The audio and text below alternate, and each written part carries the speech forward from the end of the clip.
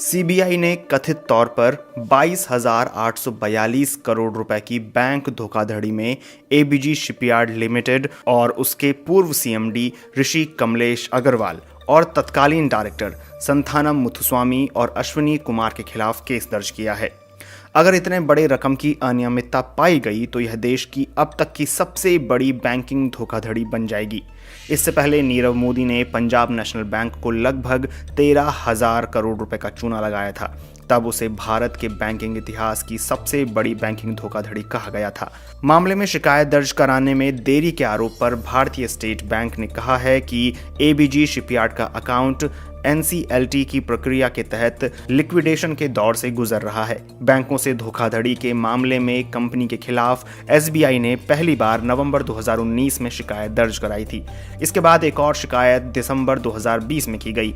Bank ने कहा है कि शिकायत दर्ज कराने में कोई देरी नहीं हुई है। एसबीआई की ओर से जारी एक बयान में कहा गया है कि कंपनी को 2 दर्जन बैंकों के कंसोर्टियम ने कर्ज दिया था, लेकिन खराब प्रदर्शन की वजह से नवंबर 2013 में इसका खाता एनपीए बन गया। कंपनी को उबारने की कई कोशिशें हुई हैं, लेकिन ये सफल नहीं हो रही। हालांकि आईसीआईसीआई बैंक इस कंसोर्टियम का नेतृत्व कर रहा था, लेकिन सबसे बड़े सार्वजनिक बैंक होने के नाते सीबीआई में एसबीआई ने ही शिकायत दर्ज कराई। पहली शिकायत नवंबर 2019 में दर्ज कराई गई। इसके बाद सीबीआई और बैंक लगातार इस मामले को लेकर संपर्क में रहे। एसबीआई के एमडी स्वामीनाथन जे ने कहा कि हम ज्यादा से ज्यादा रकम की रिकवरी की कोशिश करेंगे। कांग्रेस ने इस मामले में मोदी सरकार को घेरा है। कांग्रेस प्रवक्ता रणदीप सुरजेवाला ने एक प्रेस कॉन्फ्रेंस में कहा कि एनसीएलटी अहमदाबाद में एबीजी शिपयार्ड के लिक्विडेशन का मामला 2017 में आया। इसके बाद 2019 में कंपनी के लोन और बैंक खातों को फ्रॉड घोषित कर दिया गया। इसके 5 महीनों के बाद एसबीआई ने एबीजी शिपयार्ड के ऋषि अग्रवाल और अन्य लोगों के खिलाफ एफआईआर के लिए शिकायत दर्ज कराई। उन्होंने कहा कि यह सीधे सीधे जनता के पैसे की चोरी थी, लेकिन सीबीआई, एसबीआई और मोदी सरकार ने पूरे मामले को ब्यूरोक्रेटिक जाल में फंसाकर उलझा दिया। सिर्फ फाइलें इधर से उधर होती रहीं। उन्होंने कहा कि लिक्विडेशन प्रक्रिया में कंपनी को भेजे जाने के 5 साल के बाद 2 दर्जन से अधिक बैंकों से धोखाधड़ी के मामले में शिकायत क्यों दर्ज हुई। 2019 में ही जब कंपनी का खाता फ्रॉड घोषित हो चुका था तो उसके खिलाफ एफआईआर क्यों नहीं हुई। कांग्रेस नेता राहुल गांधी ने इस मामले पर ट्वीट करते हुए कहा कि मोदी काल में अब तक 5,35,000 करोड़ रुपए के बैंक फ्रॉड हो चुके हैं। 75 सालों में भारत की जनता के पैसे से ऐसी धांधली कभी नहीं हुई।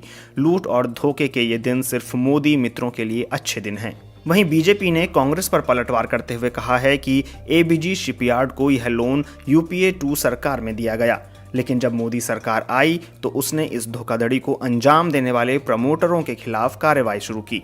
किसी कंपनी के बैंक खाते को फ्रॉड तब कहा जाता है जब कर्ज देने वाले बैंकों की संयुक्त मीटिंग में फॉरेंसिक ऑडिट रिपोर्ट पर चर्चा होती है। जब खाते को फ्रॉड घोषित कर दिया जाता है तो शुरुआती शिकायत सीबीआई में की जाती है। इसके बाद जांच के लिए और जानकारी जुटाई जाती है। कुछ मामलों में जब और अतिरिक्त अहम जानकारियां जुटा ली जाती हैं तब दूसरी शिकायत की जाती है। यही शिकायत सीबीआई की जांच का आधार बनती है। एबीजी शिपयार्ड लिमिटेड का कामकाज गुजरात में होता है। कंपनी गुजरात के दहेज और सूरत में पानी के जहाज बनाने और उनकी मरम्मत का काम करती है। अब तक कंपनी 165 जहाज बना चुकी है। इनमें से 46 विदेशी बाजारों के लिए थे। एसबीआई की शिकायत में कहा गया है कि विश्वव्यापी मंदी की वजह से कंपनी का कारोबार चरमरा गया। कमोडिटी की मांग में आई गिरावट से शिपिंग इंडस्ट्री को झटका लगा। कंपनी के जहाज बनाने के कई ठेके रद्द हो गए, लिहाजा जहाज बनाने के बाद भी इन्वेंट्री में पड़े रह गए। इससे कंपनी के पास वर्किंग कैपिटल की कमी हो गई और यह घाटे में आ गई। इसके बाद से कंपनी डूबने लगी। पानी के जहाज बनाने की इंडस्ट्री में 2015 से ही मंदी है।